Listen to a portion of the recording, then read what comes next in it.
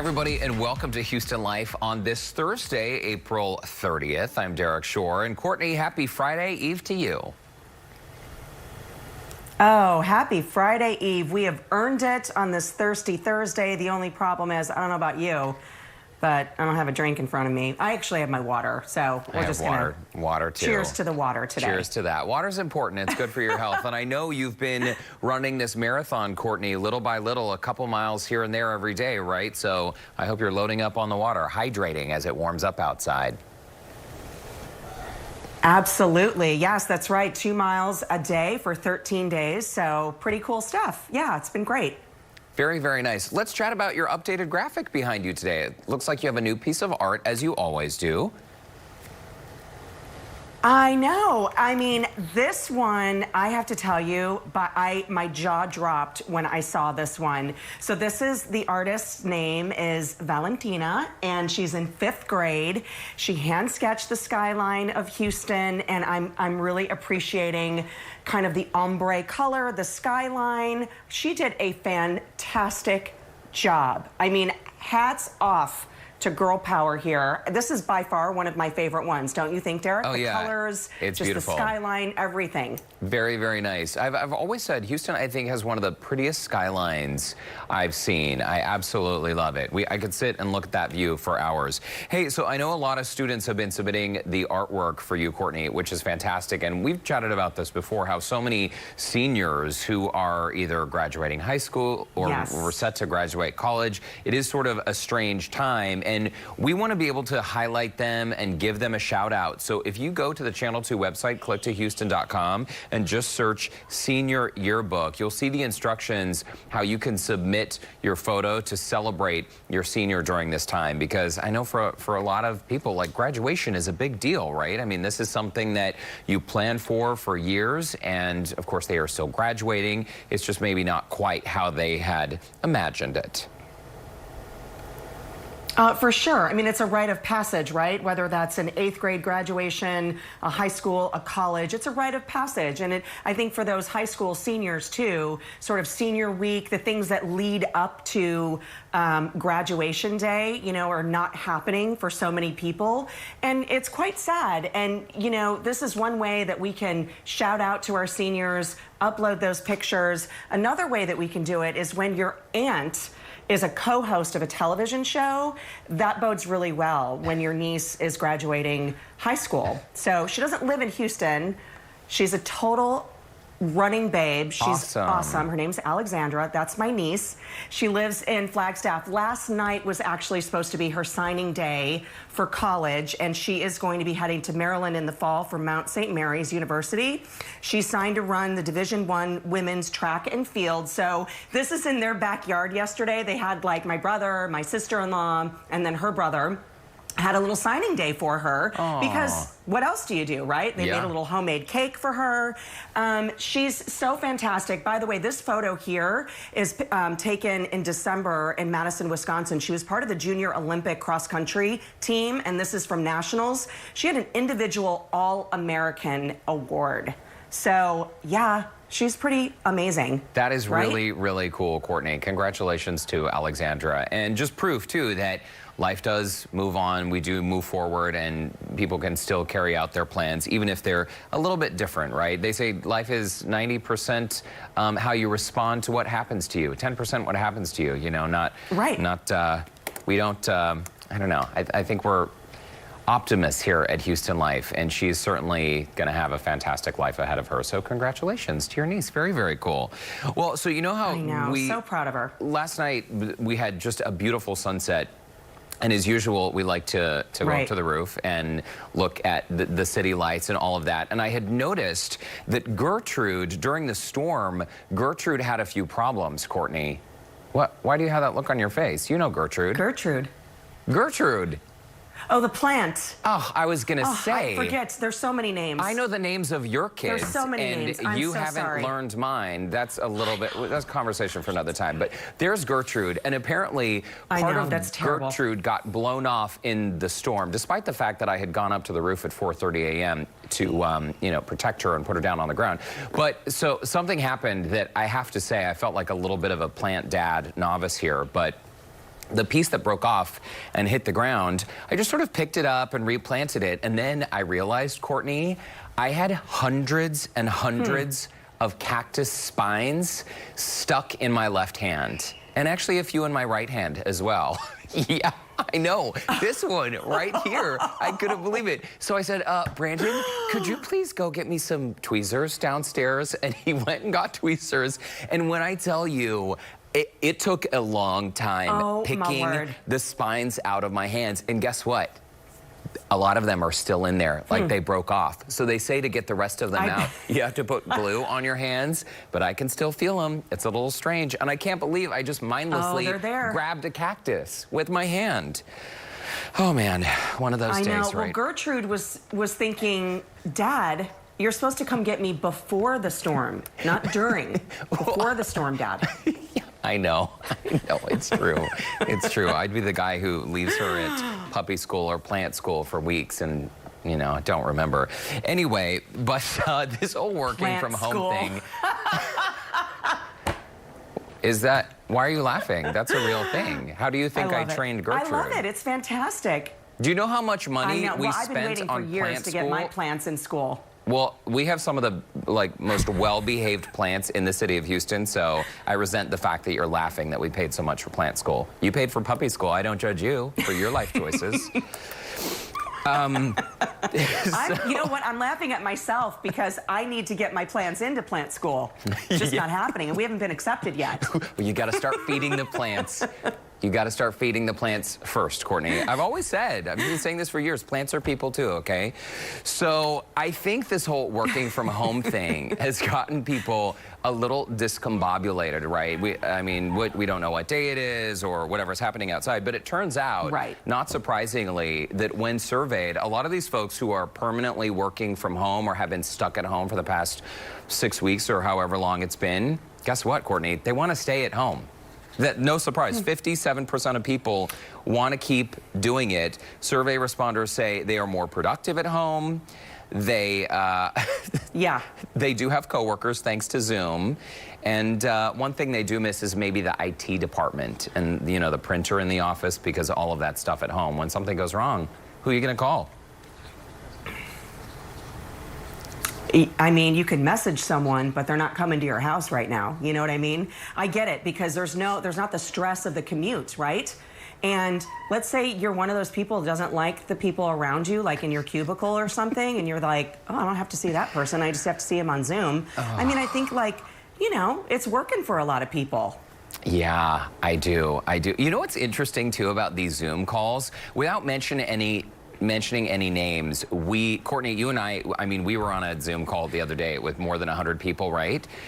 A lot of people have trouble finding the mute button, right? And it's a very complicated How do they not know that you should mute? Situation. So imagine being on a call, a Zoom call with more than 100 people, right? And if people are working from home, their dogs and kids and spouses and garbage disposals and garbage trucks and whatever the background noise is. And somehow it is just so difficult to press that mute button. So there was we heard a lot of stuff going on there on that call. Has anyone else been in that situation? Some of our viewers, surely, you must have been in the situation. Can we talk about, like, the little convo? There was a side convo going on our Zoom call, which was not like you said, there was a lot of people on there, and this was kind of a big deal, like, of our hierarchy people in our company, okay? And there was like a restaurant conversation, there was a food conversation. I mean, it's not that hard, and it's not, I mean, we're like 6 weeks in here, you know what I mean? It's not the first week of Zoom calls. Okay, well, now you're giving away all our secrets so it was here. Just a little... It may or may not have been a work call, and it may or may not have been some coworkers who couldn't find the mute button, but yeah, it's true, like in the middle. The boss is talking and someone's like, I don't know, a restaurant, you know, we could make some blah, blah, blah. Some whole thing was going on. And we're like, yo, dude, we can hear you, and so can 100+ other people. Yeah. But, you know, it could have been worse, and we can also see the side of your face having the conversation with somebody that you're not watching. Oh, see, happening. I was listening. I wasn't really paying attention to the visual. Okay, well, that makes the story even more interesting. I'm one of the people that I like to join without video. Well, I'm one of those. Because what was happening is I, you know, was still like hair in a pony, no makeup, kind of workout clothes, homeschooling. So I muted myself and was in like a situation where, you know, I wasn't going to be distracting, but I had my AirPods in and I could hear what was going on. But when people log in, I mean, you see them pop up in the screen, and there was like a sidebar conversation. Oh, yeah. Yeah, I had my hair in a ponytail as well, no makeup on. I definitely did not feel ready to have people see me. So my camera was off. But it's, I feel like that's just a skill. It's amazing, like, so many people, we have learned this new way of, like, working from home, but people still don't know. Well, I don't know, maybe they haven't heard of the mute button. But, you know, there are these horror stories, too, though, of people, just Zoom call mishaps of bad things, you know, bad things happening on Zoom calls. Yeah. You know, because what if the video not wearing starts? Pants, something not like wearing that. pants, or like you've just gotten out of the shower and you're trying to multitask and get ready for work. So thankfully, that did not happen this weekend. But in the meantime, if you all have any great Zoom call stories, we definitely want to know the good, the bad, and everything in between, right? So let us know. And if there's any new skill, like technology skill that you have learned during the lockdown, we want to know all about that as well. Because I feel like, again, it's strange, but this is all preparing us for the future in some way, right? They always say the time when you learn in your life is when you go through the hard times, and that's when you know, that's when you really grow. I remember Newsweek magazine, I think it was about 10 years ago, they did this cover story. And I remember the picture, it was someone wearing a suit and carrying a briefcase, and they were saying, the office of the future is not an office at all. It's your house. And think about decades ago, it just wasn't the whole idea of working from home. How could you do your job if you're just sitting at home in your underwear? So it really is interesting how things can change. You know, sometimes they take a decade or a few years, but over the past 6 weeks, I think we've learned a lot, haven't we? Oh, I think so. I mean, you know, we're resilient too. And so there's really, in this case, there's not a learning curve, right? Like we were thrown into it. Work from home, figure it out. These are the platforms, or homeschool your kids from home. This is what you need to do. And so every day was a complete learning classroom, if you will. I mean, I still feel like I'm learning every single day on the homeschooling side, and then also for this job, right? I mean, if something goes wrong, I mean, I got to kind of figure it out. But I mean, other than picking up the phone, there's not much that I can do, right? But the homeschooling side of it has been a major challenge, and I feel like I've learned a lot in that process. Of, you know me, first of all, I'm not very computer savvy, so having to deal with all these different platforms and then deal with a third grader to sit down to do all of that work, a bit of a challenge for everybody involved. But what's incredible, though, Courtney, is didn't you get all those flashlights and you sort of duct taped them together for your lighting, and you're working on the wind machine. So I think your home studio is coming along just fine. You look like Tyra Banks. You look like a supermodel. You look incredible. Thank you. And I am wearing pants. Well, good. That makes one of us.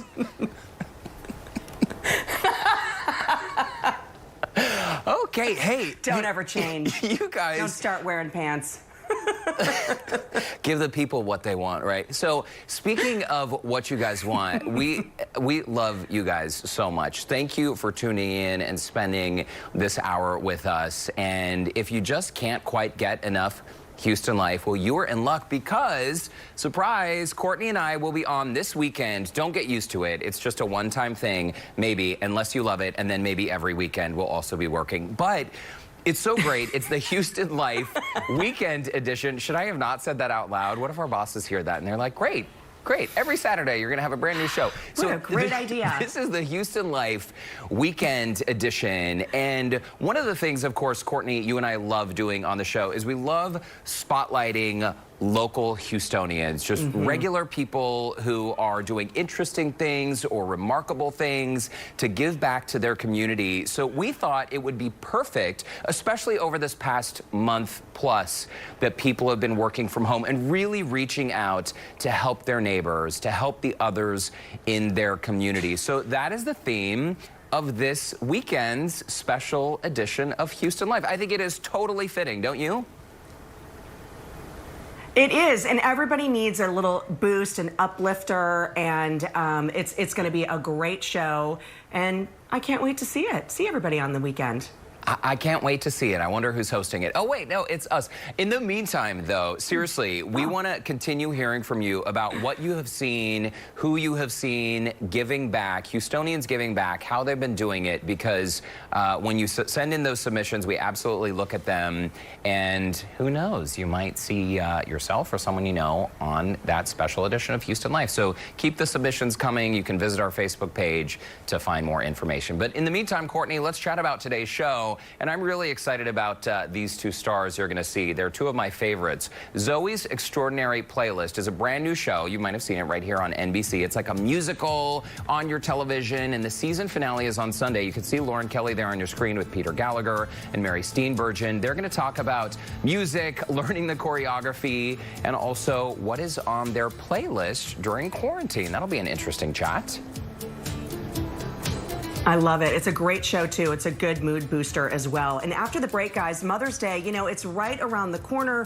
And if your mom loves to brunch, I mean, I know she does, this is a perfect gift idea for her. How you can cook up a restaurant-style breakfast spread at home. We'll be right back.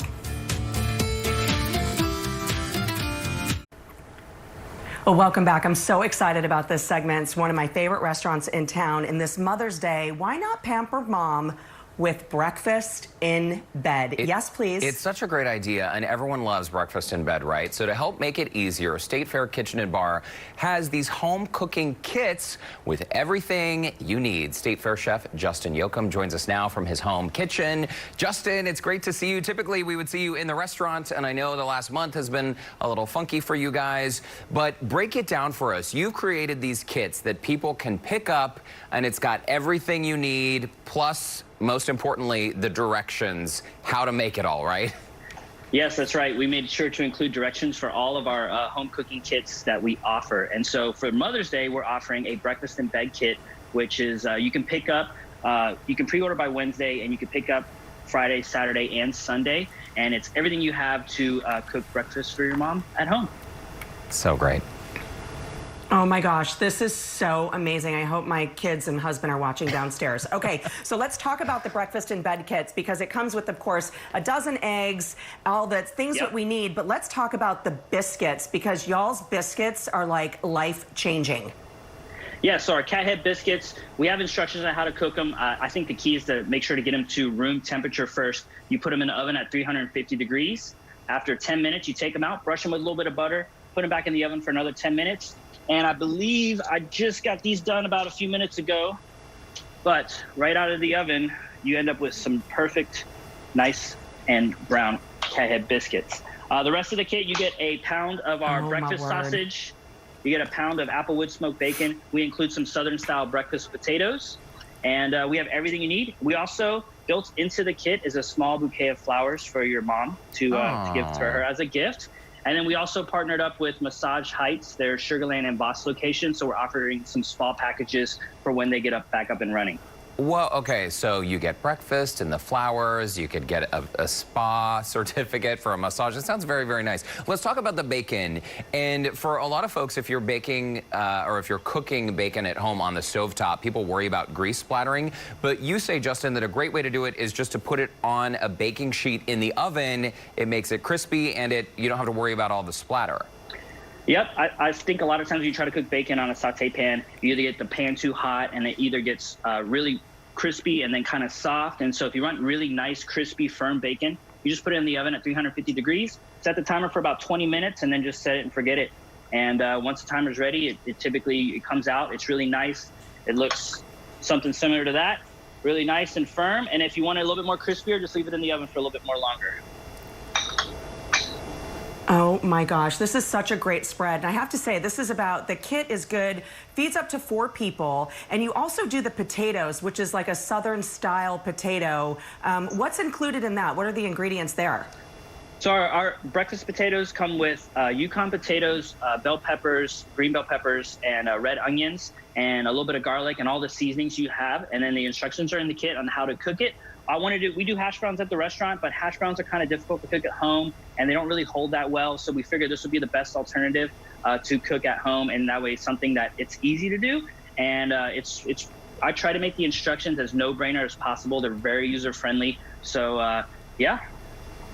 And Justin, let's talk a little more about the potatoes. Like if someone's cooking potatoes at home, what are your cooking tips? Because you want it to have a little bit of a crispy outside, right? But still be soft in the middle. So is that something you bake, or do you want to do it on the cooktop to fry them? So in our kit, we pre-boil the potatoes so they're already kind of soft in the middle. And then and with the heating instruction, you just add a little bit of either oil or a little bit of butter to the pan. And what that butter does with the high heat, it'll crisp up the outside as the inside is starting to soften up. Oh my gosh, that is so perfect. So you also have an add-on for the pancake kit with syrup, of course, mimosa, margaritas, or Bloody Marys, and then s'mores or chocolate chip cookies. But then you also do a lunch kit for mom. Yes, so it's a little bit different than Easter. So with people kind of not wanting to get up right away, or you weren't able to do breakfast, or maybe some people want to do donuts for breakfast, we decided to do a lunch kit. So we're offering 2 Norwegian salmon fillets, 2 marinated chicken breasts, and then 2 bunches of asparagus. So if you wanted to have more of a lunch-themed thing for Mother's Day, you could do that as well. Very, very nice. Well, of course, Courtney, I knew you would point out the to-go mimosas. Make them at home, right? Because that's a great thing to be able to add on. Justin, it's great to see you, and I think this is a really cool idea.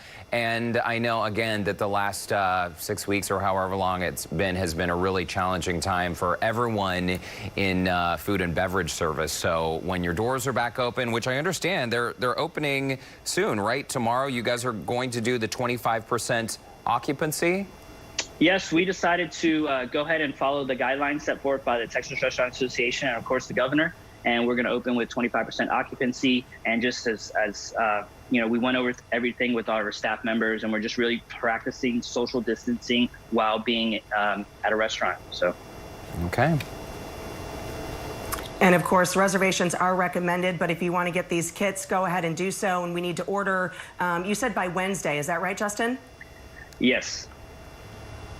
And then you'll be able to pick them up get those Friday, orders Saturday, in. and Sunday. Okay, perfect. We're going to share a link to connect with State Fair on our website. Thanks so much for the demo. We appreciate it. And those biscuits truly are life-changing. They are. Yeah. Great to see you, Justin. Say hi to the whole team over there at State Fair. We'll see you guys very, very soon. Oh, man, those do look good. And still to come on Houston Life, we are sending a shout out to some local high school seniors. Help us celebrate the class of 2020 next. KPRC Channel 2 wants to be your go-to weather team. Go-to weather. It's practically our middle name. Cambrell Cold Chill Marshall. Britta Breezy Bean Merwin. Eric Heatwave Brait. Justin Storm Surge Stapleton. For the good days, the bad days, and all the days in between. Check with us, Channel 2. Your go-to weather team. When I was growing up, my mother worked long hours in restaurants and retail to make ends meet for our family. When I became an attorney, she was very proud. I'm Victor McCrease, a Texas board-certified attorney. I've devoted my career to helping hardworking people like you get Social Security disability benefits when you can't work. I'd like to help. Yo hablo español. Call Victor McCrease toll-free 1-866-526-9966. My prenatal promise is to make sure my baby is safe and healthy, because I know it is possible to acquire syphilis, HIV, or other STDs without knowing it. Getting tested is my very first chance to protect my baby. Doctors are required to give expectant mothers 3 separate tests for syphilis. If you're pregnant, ask your doctor if you're being tested properly for syphilis and other STDs. Congenital syphilis can lead to a miscarriage, stillbirth, or an infant death. Don't risk your baby's health. To find out more, visit myprenatapromise.com. To our Kroger associates, for the long hours and late nights, for the miles traveled and the shelves restocked, for making a difference in our customers' lives, for doing so much more than your job. Everyone at the Kroger family of brands and our customers say thank you. In a time when daily life feels a bit uncertain, your hard work is keeping America fed. Kroger, fresh for everyone. Well, welcome back. You know, we have some very special seniors to recognize today on Houston Life. The school year may have been cut short, but the class of 2020 has so much to celebrate. Of course they do. And first up, we have graduating senior Allison. She's a 4-year member of the Katy girls varsity soccer team and one of the captains this year. She also participates in the PALS program. And next is Grant. He's a member of the National Honor Society and choir at Pearland High School. After graduation, he's studying at Texas Tech School of Engineering. Congratulations. Very nice. And Desiree T is pictured here. After graduating from Northside High, Desiree will continue her education in nursing, which is, of course, a highly sought-after field.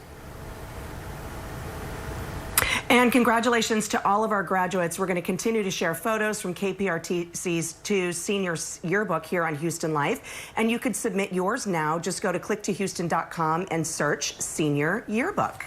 And again, big congratulations to all. Very nice. Keep those submissions coming. And coming up next, 2 stars of Zoe's Extraordinary Playlist are chatting about Sunday's big season finale. Peter Gallagher and Mary Steenburgen join Lauren Kelly with a peek of what fans can expect. That's coming up. I think you still want to be with him, and You're wrong. I am not interested in Eddie at all. He does nothing for me, and I love him, I love him, I love him, and where he goes, I'll follow, I'll follow, I'll follow. 2 of my favorite actors of all time joining me today on a extraordinary show called Zoe's Extraordinary Playlist, Sundays on NBC. Peter Gallagher and Mary Steenburgen, who play Zoe's parents in the show. Welcome. Well, thanks, Lauren. Thanks for that lovely introduction. Well, let's talk a little bit about the show because it's fairly new for viewers on NBC this year, and you're in season 1. And I want everybody to know a little bit of background about each of your characters and a little summary about this incredible show. I play Mitch, who is Zoe's dad of the Extraordinary Playlist fame, and married to the remarkable Mary Steenburgen, who is known in our show as Maggie. And it's created by Austin Winsberg, who lived this story. And I play sort of a version of Austin's dad, who unfortunately had PSP, which is a Parkinsonian kind of disease. 6 months ago, Dad was okay. Now, I don't know how much he's processing. The first season, we are dealing with that in a lot of imaginative ways with the help of hit music. And when we play our cards right, people, it turns out, have had a lot of very similar experiences in their own life and find the story we're telling resonates with them powerfully, and that's good. And Mary, you play Maggie, and just as Peter was talking about Mitch, you two have a lovely relationship. You've been married for many years, and you're also dealing with Mitch's disease as best as you can. It was a challenge because Peter's character can't speak, but because they chose Peter Gallagher, you sort of always know what he's feeling because he's just such a good actor. So that even within the confines of someone who's playing a person who's really paralyzed, you just feel what Mitch is feeling. We had both so much fun together, and then obviously because you have to dig deep when you have a storyline like this, it was also heartbreaking at times. But we also get the chance to sometimes sing and dance together, which was really thrilling for me. I really treasured those moments. Beautiful and sweet. I never knew you were the someone waiting for me. 'Cause we were just kids when we fell in love, not knowing what it was. Learning choreography and lyrics to songs is no small feat. Mary and Peter, how long does it take you guys to learn each of these songs? Does it require extra practice before an episode? Each of the dance numbers is very different. Some are very simple and really it's the emotion of that moment that's more the focus. And some of them are very complex and big groups, and it just depends on the dance. But there's lots of rehearsing on weekends. going home after a long day of shooting and putting the music on and starting again in one's apartment. But the thrill for us was that we got to work with a fantastic choreographer.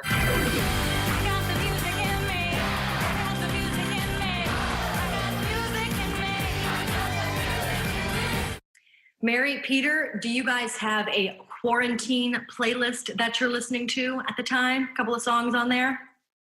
I was just listening to Peter's daughter, Catherine Gallagher, who was starring in Broadway and Jagged Little Pill, and who herself has been writing some really beautiful music during this time. And that's amazing. I'll brag on her, even though she's Peter's daughter. She's Thank you, Mary.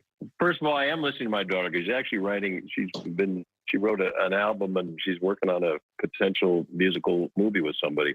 And she's writing some amazing. She's been writing songs and performing for ages. But I've been listening to all my standard things that make me feel good, like Bill Withers, who's no longer with us, and the Staple Singers, and Al Green, and Crosby, Stills, Nash and Young, and all the music that I grew up with. Can you guys talk a little bit about the finale coming up on Sunday, May 3rd? What do we have in store for us in that little special episode?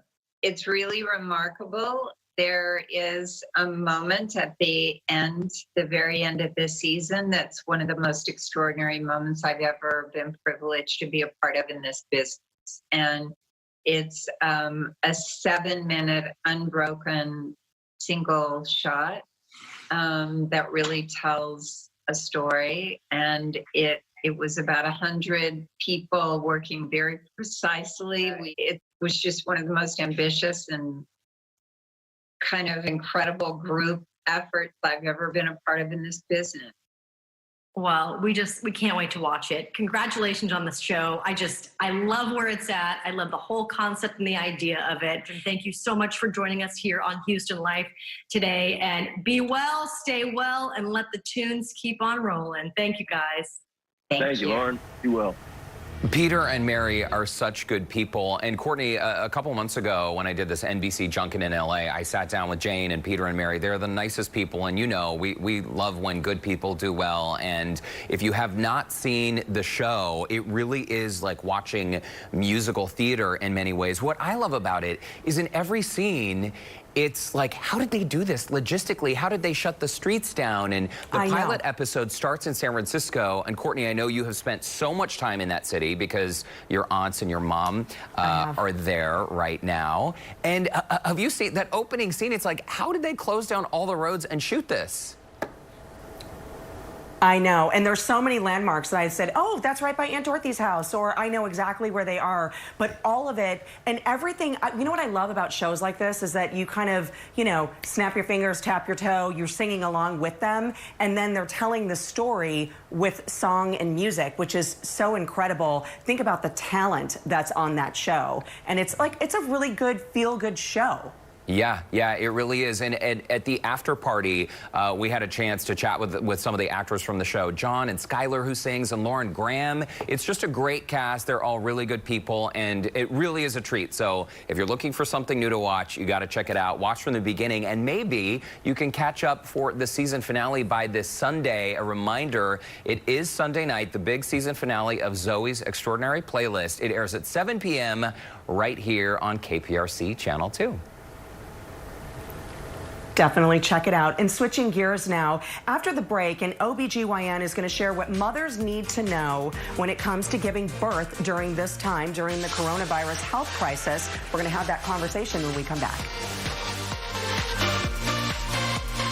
Giving birth during a pandemic isn't what most expectant parents were planning for, right? This is something that happened, but there are protocol here to keep babies safe, and even in the event a mother contracts COVID-19. Here to explain what we can expect during labor and delivery, Dr. Kristen Brigger, an OBGYN on staff at the Women's Hospital of Texas. Welcome to the show, Doctor. It's great to see you. And let's just chat about the Women's Hospital of Texas, because last year, I understand you delivered more than, well, not you personally, but the hospital, 11,000 babies. So you know a thing or two about delivering babies, huh?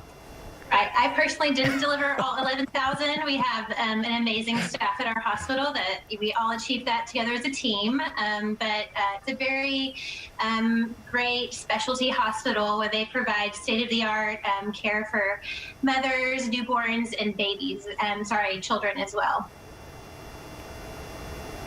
Well, thank you so much for being here and spotlighting this incredible topic, because we had a colleague on staff who just had a baby. I have several friends who are pregnant right now. And I think the big thing for expected moms is the concern is whether or not it's safe to go to a hospital to give birth. Right. And, I've even had patients of mine ask me about home births and things like that. But we know that the safest place to have a baby is within a hospital setting. And the Women's Hospital of Texas has definitely taken amazing steps to ensure that all of our patients and staff are safe during the delivery process. They have kind of the most forefront process and screening and making sure that everybody that comes into the hospital is not going to put anybody at risk. And also, let's just break down sort of the symptoms and the testing procedures you have in place at the hospital, because I know for a lot of folks, clearly, if you are expecting a baby, you want everything to go very, very well. Some people might be nervous that, oh my gosh, I have this cough. Is that allergies? Is it COVID? So break down the symptoms and your testing protocol when someone is coming in about to give birth. Right. So everyone that gets that comes into the hospital gets screening questions for the symptoms of COVID, such as fever, chills, body aches, headache, sore throat, and also a lack of taste and smell. We screen everybody in entry by taking their temperature. And then we also have screening procedures in place for our mothers. So everyone that has a scheduled delivery, whether that be a scheduled C-section or a scheduled induction, comes to the hospital about 2 days in advance of their scheduled procedure, and they get swabbed for coronavirus. And so we know even before they come into the hospital whether or not they are positive or negative. And then for moms who come in active labor, because these babies just kind of come whenever they want, we have rapid screening available as well. So for the moms that test negative for coronavirus, we put them in what we call the green zone of the hospital so that we keep the healthy patients together. And then for patients who test positive for coronavirus, we have what we call the orange zone, which is kind of our quarantine zone, where we can keep those moms together. And we also have our staff be able to use the appropriate personal protective equipment to keep them safe and keep the moms and babies safe as well.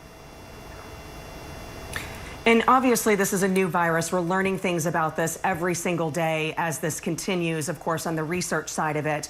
But if the mom is COVID-19 positive, is there any research or is there any information that would suggest that then the newborn baby would then be infected? Right. So, as you said, this is kind of an evolving disease, but there's been no evidence at this point that has been shown that coronavirus passes to the infant in utero. We definitely know that after delivery, there can be transmission to mom and baby. But as far as having the infection pass to the baby while mommy's still pregnant, there's no evidence to support that at all. And let's talk about the birth experience. So let's say in the event that someone tests positive for COVID-19, a mother expecting, how would that birth process or birthing process be different? And also, once the baby is born, what are the steps that the hospital has in place to ensure that the baby is kept safe? Right.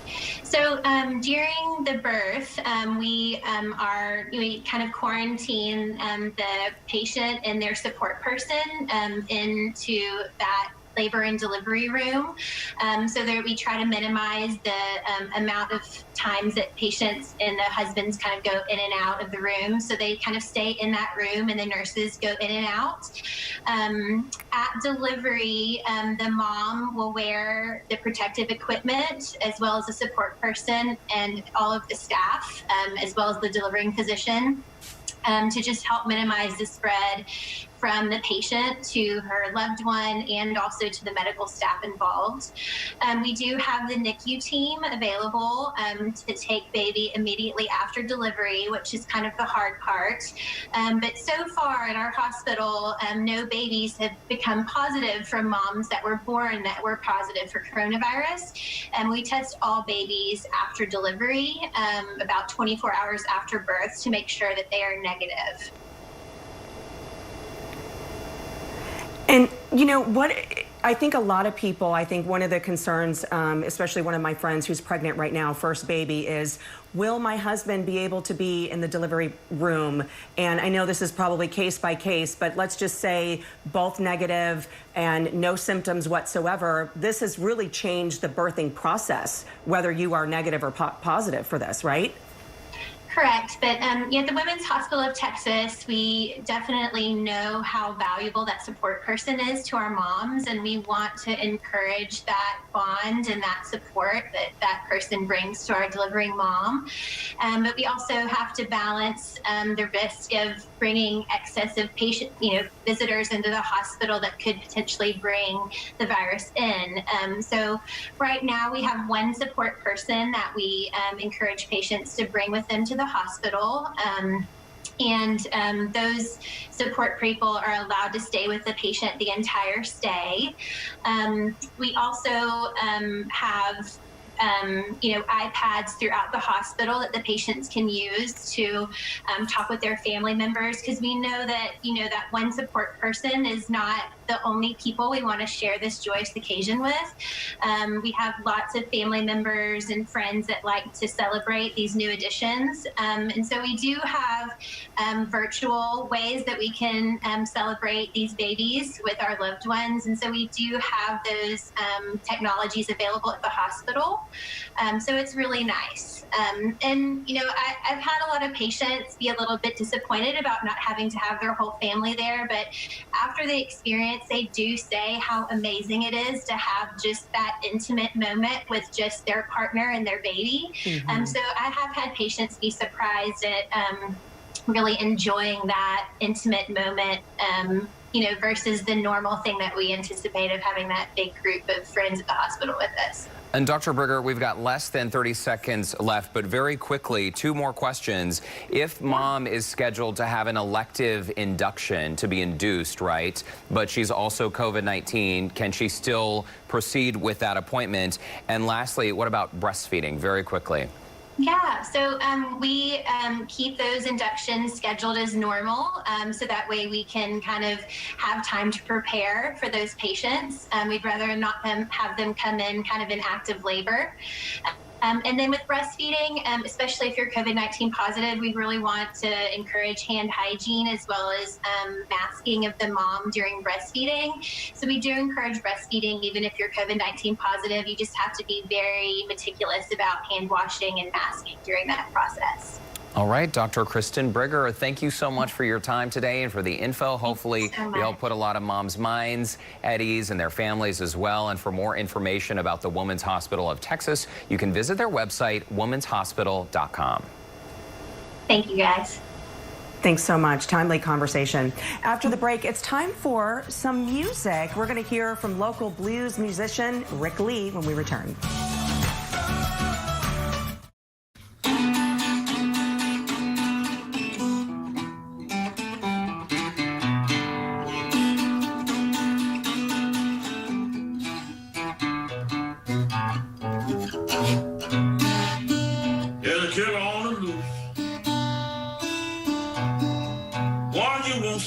Till it's too late.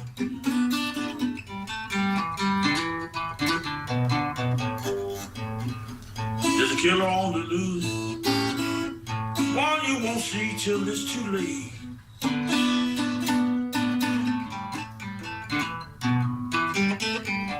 Well, I hide behind these closed doors, ain't nothing I can do but wait.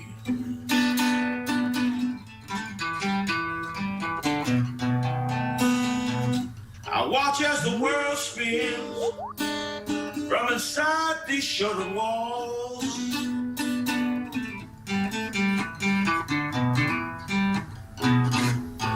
Watch out as the world spins from inside these shuttered walls.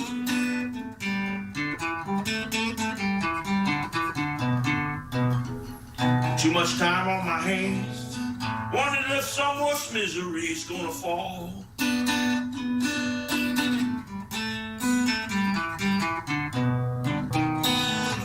I wanna reach out to somebody, but I'm afraid to get too close.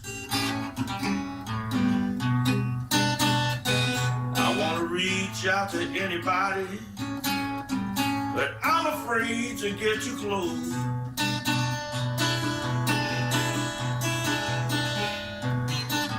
So here I am in my cocoon, where I can't care what I miss most.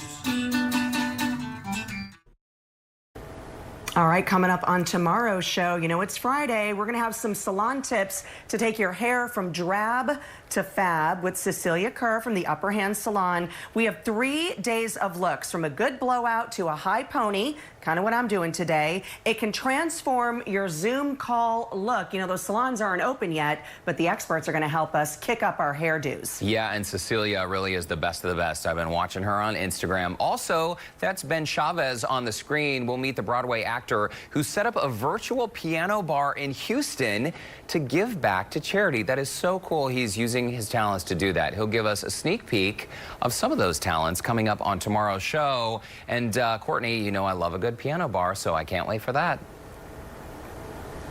I know, me too. And before we go today, guys, we do have a few more graduating seniors to recognize. First up, we have Jonas. He's continuing his education at Sam Houston State University to major in agriculture, engineering, technology. His family says, of course, they are very proud. Way to go. Nicely done. Next up is Jason, who will be going on to Tarleton State University. Congratulations.